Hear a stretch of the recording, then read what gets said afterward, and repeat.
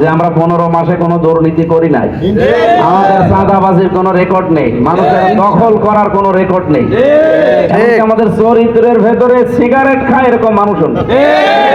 এখানে আপনি জামাতের একেবারে সর্বনিম্ন যে লোকটা যদি বলতে পারেন যে লোকটা সিগারেট খায়, আমি আজকে এই দল এখন বাদ দিতাম। এরকম গ্যারান্টি দেওয়ার পরেও যদি কেউ সামনে এসে সে গলাবাজি করে, ওরে জুতা দিয়ে পিটানো দরকার নেই।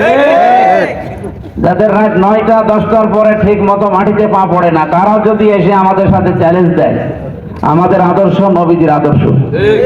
এখন ওরা যেহেতু আর পারছেই না, কিছু আলেম নামে জালেমকে ওরা কাজে লাগাচ্ছে। তারা বলছে জামাত ইসলামীতে ভোট দেওয়া জায়েজ নেই, এরা মওদুদির ইসলাম মানে। আল্লাহর কসমে মসজিদের সামনে দাঁড়িয়ে বলছি, আমি একজন আলেম মানুষ, জামাত ইসলামী বাংলাদেশ মওদুদি ইসলাম বলে দুনিয়ায় কিছু নেই, আর ওটা মানেও না। আমরা কথা দিয়ে যাচ্ছি এবং আমরা গ্যারান্টি দিচ্ছি, আমরা ইসলাম যদি মেনে থাকি আমরা মদিনার ইসলাম মানি। সুতরাং এই মিথ্যা তহমত গুলো আলেমদের, কিছু মুরব্বী আলেমকে তারা কাজে লাগিয়েছে।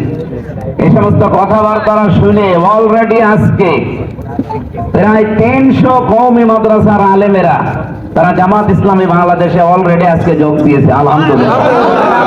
এই জন্য যাদের একটু বিবেকে কাজ করে, যেমন তুমি একটু বোঝে, তারা সমস্ত টের পাচ্ছে যে মুরব্বীদের কথাবার্তা এগুলো সব শেখানো।